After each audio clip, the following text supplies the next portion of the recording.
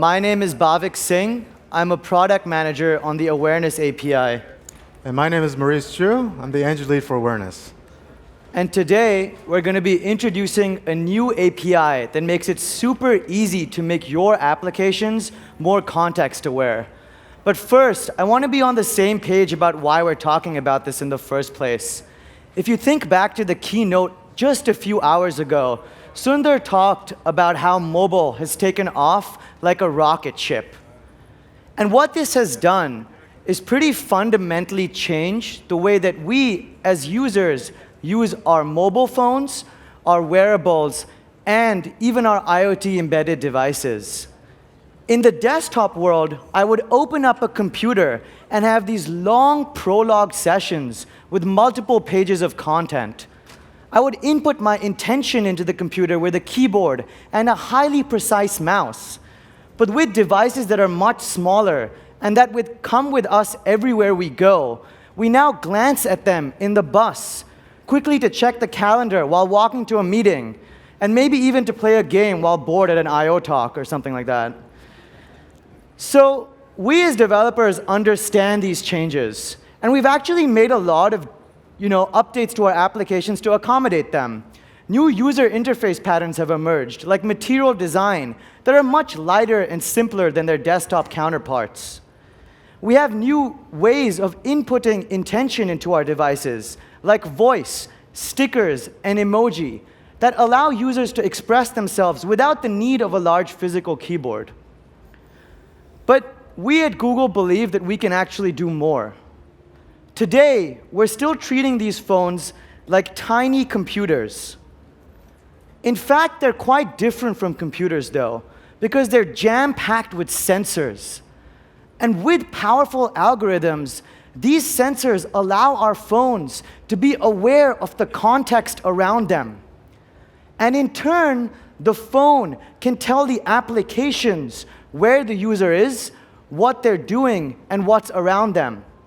You can use this information to build more assistive and aware applications that can help users in their day-to-day lives. So to dive a little deeper, I want to give you a few examples of what a more aware and assistive world would look like. We all have a morning routine. And for me personally, it involves waking up to an alarm. And usually at this point, I'm incredibly groggy because I slept way too late last night, and I'm pissed off with my phone because I don't have my first meeting until 4 hours from now. So why am I awake? Your alarm can be more aware of these signals. It can understand when you went to sleep and when your first meeting is to adjust the time that it wakes you up. So at this point, I'm having a pretty decent morning, and the next big thing for me to do is to get ready for the day. So usually this involves reaching for my phone to check a weather app or go to some weather service, and now I've become distracted by this swarm of notifications. I have a Snapchat I need to look at, and my days become pretty distracted. What if my phone found a nearby TV through Chromecast and projected onto it the day's weather? So now, as I walk from my bed to my closet, with one easy glance, I can see the day's weather and know that I got to get a rain jacket. Finally, at this point, I'm pretty relaxed. I'm sitting at my breakfast table having cereal. And while I'm doing that, an assistant application is looking at driving and location patterns across thousands of users and realizes that there's a lot of traffic. So it wakes up a nearby speaker, maybe my Google Home device, and says, "Hey, Bhavik, you should leave within the next 5 minutes so you're not late for your first meeting." This morning, that is usually this chaotic storm of applications and services and questions, is now this elegant, easy experience just because a few applications were more aware. Let's walk through another example. We in the Bay Area here love our parks. And for me personally, I love running through Golden Gate Park. So very often on a weekend morning, I'll wake up, I'll strap on my brand new Android Wear device, and head out the door into the California sun. Half an hour into the run, I'm like, oh shit, I forgot to actually start tracking my run. What if your wearable was smarter, and it automatically detected that you were running and launched the fitness app for you? It could then track your distance, your cadence, and your heart rate so that you can automatically keep track of those fitness goals and finally achieve those New Year's resolutions. Now, music is a big part of my run.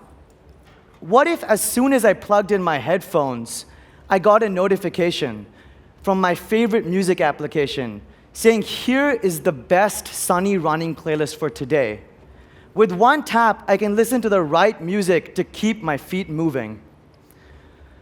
Finally, if you guys know me at all, you'll figure out that I get distracted very, very easily. So while I'm on my run, I just see this cute little dog. I gotta take a photo. So I reach for my phone, and the launcher application knows that Bhavik often takes photos when he's outside. So it puts the camera app right in the center of my screen. And then when I take this photo, it tags it with not only the location, but also the weather and the activity. So later on, I can search for photos that I took while running. It can find that tag and quickly show me this dog again. I'm happy now. Finally, I want to talk through one more example. Driving is really, really difficult to multitask. What if we lived in a world where aware applications made it easier? So as soon as I got into the car and started driving, my Bluetooth turned on and connected to the car speakers. My favorite navigation app opened up and launched into driving mode. Now, the user performs one very simple action, which is starting to drive. And his entire situation, scenario, and applications are set up perfect for that journey. As he's along his way, I get a notification on my phone that says, hey, you're actually near a pharmacy and you need to pick up medications. Be sure to do this because the store's actually still open and you're gonna drive by it. These sorts of aware experiences can really help your users, but also help you as developers. Tasks like launching the Maps application while the user is driving or setting an alarm are tasks that users perform every single day. They're highly critical for them. And if your applications are aware, you can streamline these critical tasks. In turn, your app becomes a part of their habits, which can increase your retention. Suggesting the right playlist when you're running or reminding a user to buy medication is suggesting important actions to your users, ones that they might even have forgotten. And these sorts of actions will mean that they're more likely to click on your notifications if those actions are tailored, which can increase your click-through rate on the very, very important actions that you care about. Finally, when you tag a photo with weather and make it searchable later, or you show me the rest of my day on a nearby TV, that's a moment of delight for me as a user. It's something that makes me want to rate your app 5 stars on the store or tell my friends about it. And these sort of moments of delight can drive more users to your application. So whether you're a music streaming service, a health and fitness tracker, a local recommendation app, an alarm or driving app, or really any other sort of application, you can use the power of aware experiences to help your users, but also hit your goals as developers. Now, at this point in the talk, you guys must be thinking, wow, this is all really cool. I want to add it to my roadmap. But this stuff is really difficult to build. That's where we come in. We, as a team, build Android awareness and location APIs. And what we do is we bridge the physical world where your users live, work, and play, and the digital world where your applications and Android are. We focus on this so that you can focus on building more aware and assistive context applications. To dive deeper, we think about the signals that we provide in 3 main buckets. The first one is where you are, or location. Location is pretty fundamental to the human experience, second only maybe to time. And so we fulfill this need with 3 APIs.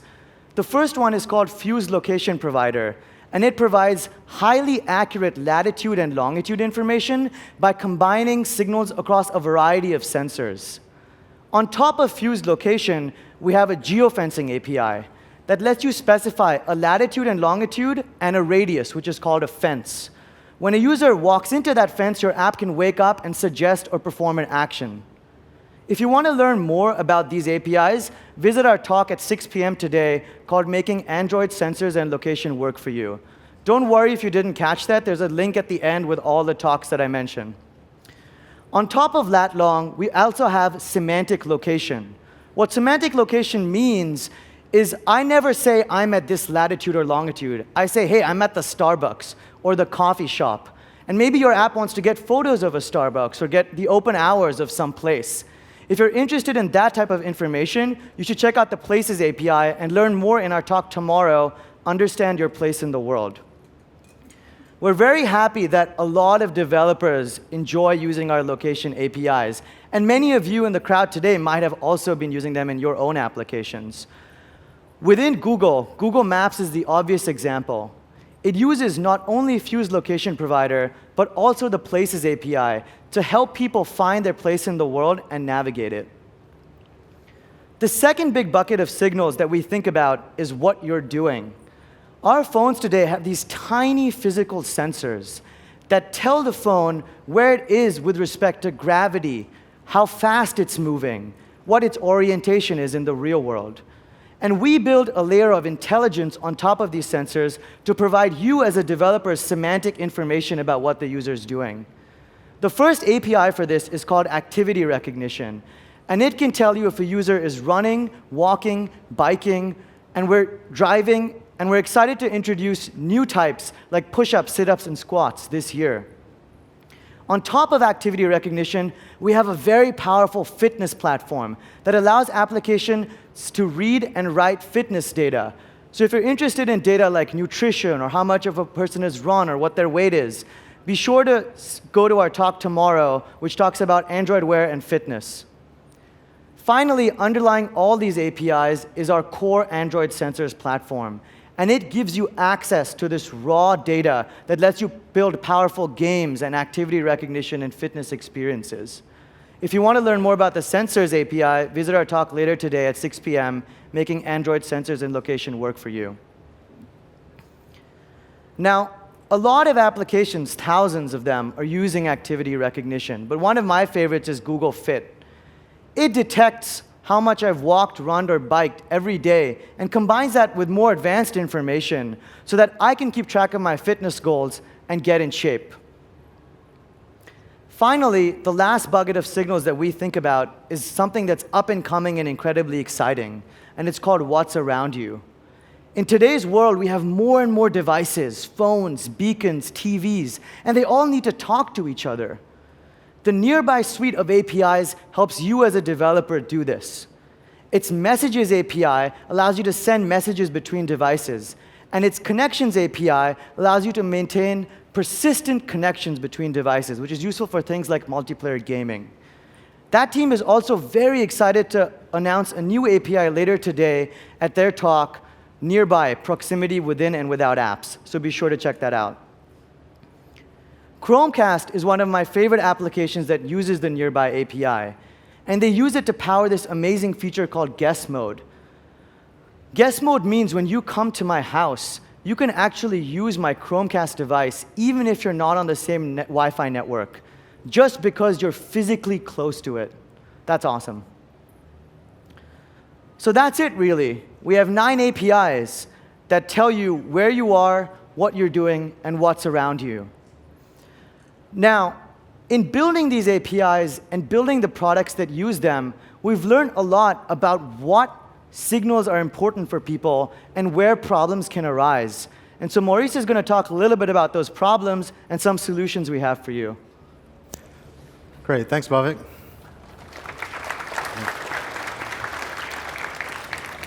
All right, so we have 9 APIs. These help you sense basically where the user is, what they're doing, and what's around them.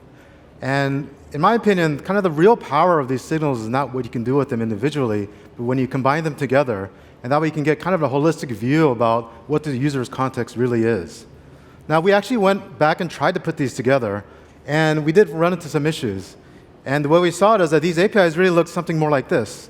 They're individual puzzle pieces that don't quite fit together well together. So let me explain exactly what I mean by how they're not quite fitting together well. All right, so let's go back to the example of getting a reminder when you're driving near a store. Now, to implement this, we have basically a geofence API, and that allows you to set a region around the store to detect that the user is in there. And then we also have the activity recognition API that can detect whether the user is actually in a vehicle or not. Now, it's easy enough to just invoke both of these APIs, call into it, get your callbacks, and then try to combine those signals together. Now, at this point, we haven't given you any tools or utilities to actually put these signals together, so you're kind of on your own. Now, you say, OK, that's not too big of a deal, right? Just have a couple of callbacks, put them together, no big deal. But the big issue here actually is system health. And what do I mean by system health? So system health is everything about how well the phone is functioning, right? And the two major factors for mobile devices is the battery and the RAM. Now, battery is kind of obvious, right? If you start using too much of the battery, then it'll drain. And at that point, you have a phone that doesn't work, which is not good for the user. And the second one is a little bit more subtle. In terms of RAM usage, if there's too many things running on the device, right, this can cause some CPU thrashing. And the issue with that is that then the phone starts to get sluggish, and that also leads to a pretty poor user experience. OK, so why should you care about this? Now, the thing is, if the user suspects that it's your app causing the battery drain, or it's your app causing that phone to become sluggish, they may actually, in the worst case, uninstall your app. And actually, that's probably the worst case scenario here. And the irony of this situation is that you've been trying your best to actually target that very specific situation when the user is driving near the store, and hence make it very relevant to them. But if you don't do that right, then you may end up actually causing a worse user experience. All right, so let me dig a little bit deeper about system health. So in this case, like I said, probably the first way you could implement this is to call into the geofence API and the activity recognition API, get the callbacks, and combine them together. Sure, no problem. But now that you have two signals you're hooking into, you actually have some other options to do things a little bit in a more optimized way. So another way to do it is instead, just turn on the geofence API first, make sure that the user actually is near the store, and in that case, and only in that case, do you turn on the activity recognition to determine that the user is in the vehicle. And of course, there's an alternative. You can do the opposite direction. Instead, call into the activity recognition API first, and then when you detect that the user is driving, then call into the geofence API. Now, the big question is, which is the best for system health? Which is the one that's going to drain the battery the least? Which one is going to cause the least amount of CPU thrashing? All right, so it's actually a trick question, right? There's actually many, many factors that really go into determining which is going to be better than the other. Things like the sampling rate that you choose for each of these. And then there's also lots of implementation details that you may not be aware of. Things like how many times the radio wakes up and how much times the CPU is using. And there's also all the way down to the hardware, how much power that the sensor is drawing. All right, so anyways, if you have two, you may say, OK, that's not too bad. And you can do some work to tune it and then make sure that system health is good. But really, the power is, again, combining all these signals. So imagine scaling up to all of these. Now, at this point, you're actually facing a pretty tough problem. It's a lot more code to handle. And if you're really going to try to optimize system health, I mean, now you're talking exponentially more different combinations you have to consider in order to do this well.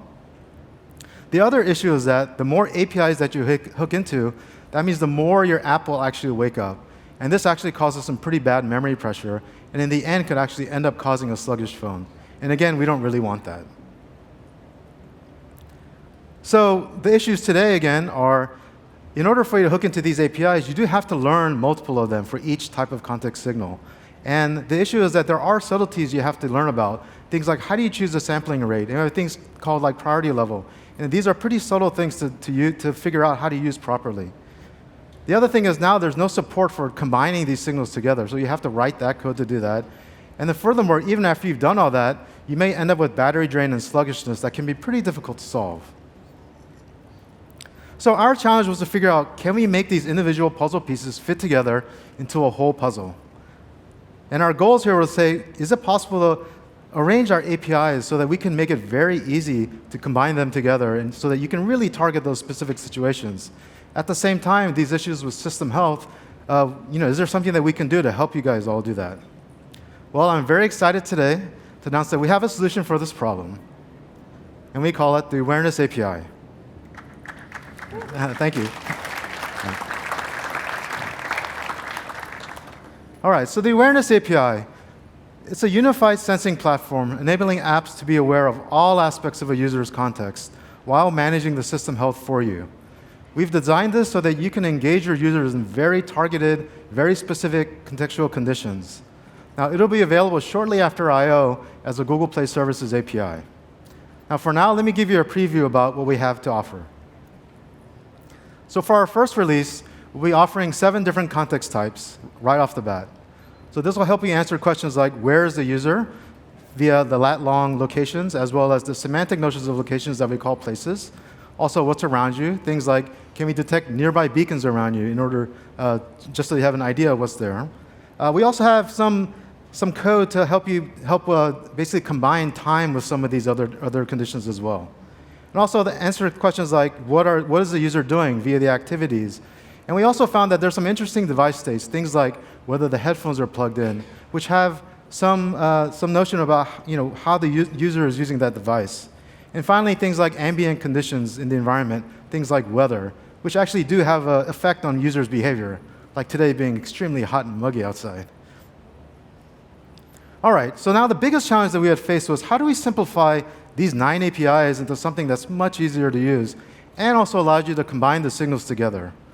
And the way we approached this problem was to consider, well, why don't we think about the common usage patterns of how app developers want to use these APIs, right? What are the ways you want to actually use and access these context signals? And we came up with 2 of them that covers a good broad range of these. So the first one is called the fence API, and this is a callback style API. The idea is that you register a listener with the specific set of conditions that you want, and then that gets called back, and then you can react accordingly. Now, the word fence may seem a little bit mysterious, but it comes from geofencing, where the idea there was to set up a geofence, and then the software will then detect whether the user is in there. Now, we realize this is actually a generalizable concept. We don't have to be doing just fences in location, but also fences in all types of user state. Things like, is the user walking or not? Are the headphones plugged in? Is it hot and sunny outside? So all of these we can consider a fence, and that's what the fence API gives you. All right, so let me give you a concrete example of how we can use this fence API to accomplish one of the scenarios that we talked about earlier. Now, this one had 2 parts to it. The first was the user gets in the car, and then now your device just goes amazingly into this in-car mode. And the second half of it was as you're driving nearby the pharmacy, you actually get a callback to go and get a reminder to pick up medication. All right, so with the first fence API, the first thing to do is to determine the condition that you want to detect. So that first one was to detect whether the user has started driving. Now, in this case, it's very easy. We have built in a subset of primitive fences based on the context types, and we have the detected activity fence. And you just merely specify, OK, I want to know when the user is starting to be in a vehicle. And this condition is true when you first get into the vehicle. Simple. OK, now the other condition is a little bit more involved. Right? We want to be driving near the store while it's open. So in this case, we'll start off at the bottom. The things you need are first kind of a geofence or a location fence around the store. That's what that first line is. The second line shows a condition to basically detect when the user is actually in the vehicle itself. And that's what that detected activity fence is. And the last one is we probably don't want to show notifications when the store is not open. So what we can do instead is create a time fence that is only true between those open hours. In this case, we show it in the example of between 10 a.m. and 6 p.m. Now, one thing to kind of think about, what is a fence here? Well, it's actually a Boolean condition. And it takes a value of true or false. And actually, that gives us our key to how to combine these things. Once you have Boolean conditions, you can combine them with the Boolean operators of and or not. So in this point, for this specific example, let's actually do that. So we want to combine these, and the and operator is what's appropriate here. So now we have our full condition, which is true when the user is in the area around the store, the user is driving, and it's open hours. OK, so now you have your 2 fences, and we need to basically register this with the awareness API. So you create your fence update request, add your fences, and then just call update fences, and voila, your fences are registered. A couple things to note. We do understand that probably you want to key off of multiple conditions of the user. So we had our API is situated so you can actually add multiple fences. And in doing so, you need to also give us a key. That's what that first string, start driving and driving your store, are, so that you can know which of the fences are actually calling back to you. The other thing to note is that the pending intents can all go to the same callback mechanism that will help simplify your code to handle all the callbacks. And the last point is you pass in a pending intent, and the nice thing there is that your app doesn't even have to be running. We'll be computing these conditions for you and give you the callback at the right time. And this is how we're helping with system health. Your app can stay completely out of the way of the system, and yet you can react when these conditions happen. Yeah, thank you.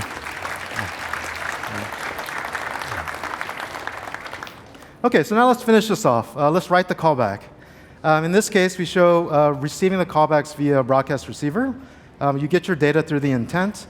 We have a utility function to extract that state into what we call a fence state. And now for the first condition, if you know that the key that you would pass in this case, start driving, is true, then based on the condition of the state, you can show the maps app in the in-car mode. And for the second one, you can also key off for that one, which is driving your store, check the state of the fence, and then show the reminder. So this is our fence API, and it allows you to react when the user is in very specific contextual conditions that you specify. All right, so let's talk about the Snapshot API now. This is a polling style API, and the idea is that your app, while it's running, can just ask what the current values of these different types of contexts are. Things like the location, the activity, the weather, etc. So let's go back to the scenario. So at this point, Bhavik saw this cute little dog, so he wants to snap a picture of that. And on top of that, what he wants to do is tag it with the current semantic location and the weather. OK, and this is really easy. Really, we have an API called the Snapshot API. You just call two methods, one to get the places, others to get the weather, pull out the data. Then you can tag it to your photo and share it with the world. One thing we did do is that we added caching underneath so that to kind of basically not allow you to have to think too much about what kind of cost there is to call into these APIs. OK, so to summarize, the Awareness API will be releasing with 7 different context types and 2 simple APIs. We've designed this so that in the future we can add more context types and yet not increase the complexity it takes for you to incorporate the new signals as we go forward. And then, of course, the other part of it is that we try to handle system health for you so that you don't have to worry about it. And by simplifying this for you, you can focus your efforts on building that great experience for your users. All right, so let me take a step back and talk a little bit about where I feel the Awareness API kind of fits in the grander scheme of things. Personally, when I first got a hold of a smartphone, the thing that really amazed me and really kind of like excited me was the fact that it had a bunch of sensors. And just having sensors was not enough. It's the fact that people actually carry these phones with them everywhere they went. Now, once you do that, there's like a real opportunity for the phone to really know, who you are, what you care about, what your intentions are, etc. And if the phone can know that and your apps can know that, then I think we could build these kinds of magical experiences that have basically never existed before. And we have a kind of a new relationship with computing. So that was kind of the moonshot, and that's what we've been working towards trying to get to. Now, the Awareness API is kind of a step in that direction. What we've done with that is to basically take kind of these separate individual sensing capabilities, put them all together into a unified platform. And whether that's a big step or small step, time will tell, but it is a step to simplify things so that now you can build better experiences. Now, this is incredibly powerful, and we'll be putting it soon into your hands. But really, to reach this moonshot, it's not about the technical capabilities as well. Right? There's other things that are of concern. And one of those things is privacy, of course. Right? So we must be respectful of the user's privacy. And the real challenge here is to build those experiences that really simplify and delight the users in ways that they have never felt before. And as far as I can tell, in order to get to that moonshot, right, I don't see any path to success that doesn't include respecting the user's privacy. And I'm sure you'll agree as well. Yeah, thank you. Yeah. All right, so there is one thing. So part of addressing privacy is what we can do. And the Awareness API is built in with a permission model using Android's permission model. So for each type of context, we do protect it against one of these Android permissions so that we can ensure that the user has given consent to your app to actually access that signal. Now, most of these are pretty intuitive, but things like weather, for example, does require access find location permissions. And the reason is because we're giving you the weather at the user's current location. OK, so that's what we've done. But of course, addressing privacy doesn't end there. It really has to be end-to-end. And that includes in your app and what kind of experience that you're building. Now, the 2 basic principles we follow for addressing privacy are transparency and control. And transparency is about basically letting the user know what it is that we're using, what personal information we're using about them, as well as what we're using it for. And the second half of it is, of course, control. We have to let the users give them the ability to actually activate or deactivate these features. So just to give you a quick example, I mean, if I plug in my headphone and my favorite music app automatically starts playing music, I mean, that's fantastic, but only if it was transparent to me that that was going to happen, and I have the option to actually turn it off if I don't want it. OK, I think one of the immediate uses of awareness will be to post notifications to the user. And we do ask that you try to be as specific and as targeted as possible. That way, you'll basically hit the user at the most relevant moments when they actually want to take action on that notification you send them. One thing to note, though, as in Android N, users can disable notifications for your app. And also, the notification shade is a shared resource across all apps. So, of course, you need to give them a reason to turn your notifications on. OK, and finally, we've done our best to be as efficient as possible to address system health. But please be mindful about what fences you happen to register.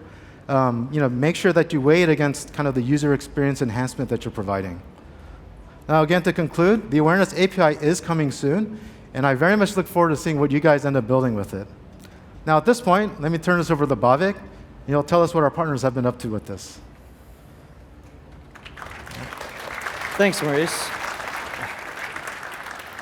Cool. So as Maurice has shown you, we have a new API that makes it super easy for your applications to be aware.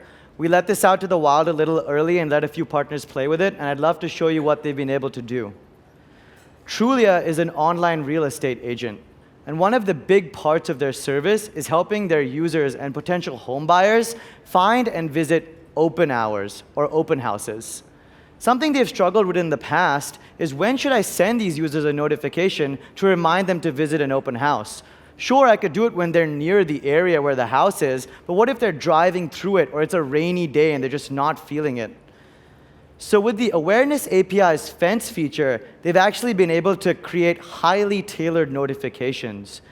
You will only get a notification for an open house if you're in the right location, if the weather is nice, and you're walking and not driving or running through the area. They're very excited to see how this more tailored notification will increase click-throughs on this very important action for them. One of my favorite photo editing applications is Aviary. It's a powerful editing tool that lets you take and edit photos to really capture a moment. One of the big features they have is a stream where you can see photos that other people have taken to get some inspiration. A thing that they realized is the way that you take and edit a photo depends a lot on your context. The way I capture a rainy day in Seattle is going to be very different from the way I capture a sunny day in Yosemite, or maybe a sweltering day like I/O. And so what they've been able to do with the Awareness API is use Snapshot to understand what your place is, what your semantic location is, and the weather, to show you photos that could inspire you to capture and edit that perfect moment. Finally, music is really near and dear to my heart. And Super Player Music is an application, music streaming application, that is very popular in Latin America. They have this amazing assistant bot feature where you can ask it for recommendations, and it will return recommendations to you. What they've been able to do with Awareness and plan to do is merge those functionalities with context signals, so that now, when I've just finished running and I'm looking for something to cool down while stretching, when I get to the gym, or maybe when I'm about to go on a long journey, they can suggest the right music for the moment.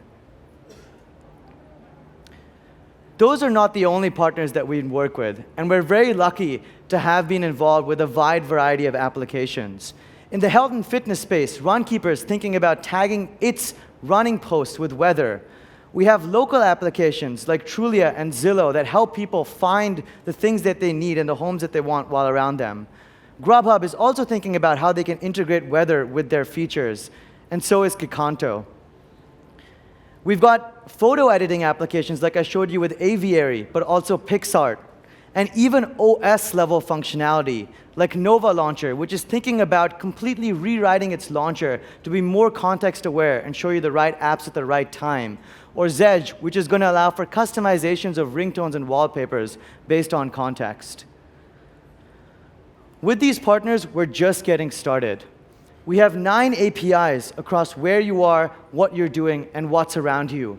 And a brand new API that we're launching today called the Awareness API that merges all of this information in a battery and system health friendly way. I'm very, very excited to see what all of you are going to do with it.